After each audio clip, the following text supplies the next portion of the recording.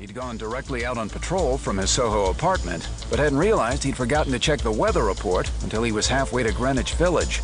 And he couldn't call Mary Jane to do it for him, since, as usual these days, his lovely wife was out rehearsing for her latest off-Broadway play.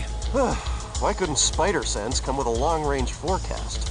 Scattered showers this evening with a 30% chance of scorpion. Tomorrow, a hail of 38 caliber bullets is expected. And now, here's Joey with sports. Okay, so he was talking to himself.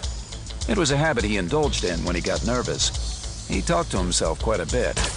He tried to pick up the pace toward home, veering east to soar over Madison Square Garden and continue diagonally across the next few blocks toward Broadway, planning to follow it in the Bowery toward home. But halfway between 7th and 8th, he felt a faint, familiar tingle. The rainfall interfered with his arachnid senses as well as his normal ones, but not yet enough to obscure a twinge this strong. He tasted it like a connoisseur, sharp, angry, but removed. An act of human violence a couple of blocks away, not aimed directly at him. Not yet, anyway. That's back north, toward Herald Square. From the way the tingle intensified as he swung, he could home in on the incident better than he could from the sounds alone. As he reached Broadway, he spotted his quarry. A gang of thieves was running out of Macy's, heading for a getaway van, while a wobbly security guard tried to get a bead on them with his pistol. The guard's other hand was clutching his upper right arm, its sleeve stained red. A minor injury, little more than a graze if he could still hold his gun. No one had died, yet. But this was a crowded intersection, and the guard's aim was shaky. New York's finest were trained not to fire their weapons in a crowd, but would this rent-a-cop have as much sense? Spidey couldn't risk it. Landing on the green metal awning over the front doors, he raised the hem of his tunic to expose his utility belt and triggered the spider signal. His admittedly pretentious name for what was essentially a cheap belt-buckle flashlight with a spider mask transparency over its lens, aiming it at the thieves. But nothing happened. Great. The batteries are dead. He couldn't waste any more time. Leaping to perch above a window in front of the guard, he pressed his two middle fingers down on the web trigger, releasing a thick, bluey stream that clogged the guard's gun barrel. Don't shoot! Too many people around! Let me handle them! No way! You're probably with them! Well, what do you know? Another satisfied subscriber to the Daily Bugle. The guard was pulling at the web glob on his gun, trying to get it free. Just to keep him from accidentally pulling the trigger and blowing his hand off with a backfire, Spidey shot out a thin strand to snag the gun and yanked it away. Now the bad guy's van was racing out into Broadway traffic, so Spidey set off in pursuit. But now the sky had really opened up.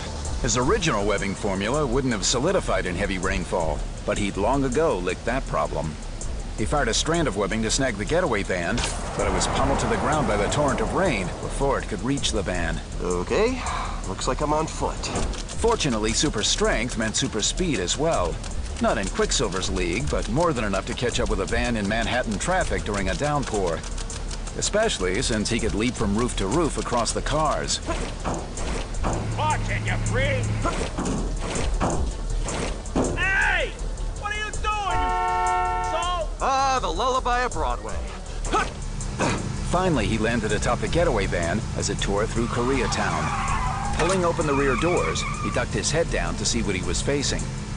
After years of experience, the fact that he was seeing it upside down was no impediment, but the raindrops drenching his mask lenses were another matter. Everything was a marbled blur of movement. It's the bug!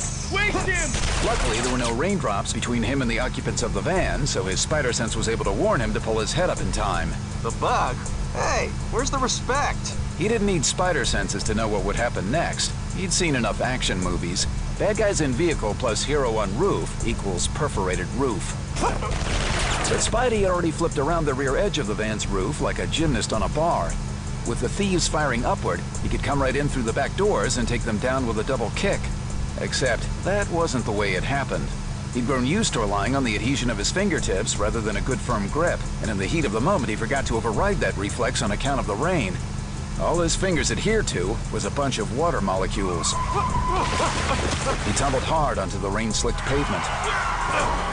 Only his heightened reflexes let him roll out of the way of the oncoming traffic. Brilliant move, Web for Brains. He leapt to his feet and over the car roofs in pursuit of the van once more. It was getting harder to see. Not only were his lenses covered in rain, but in these cold, wet conditions, they were starting to fog up on the inside as his breathing grew harder. At an intersection, he landed...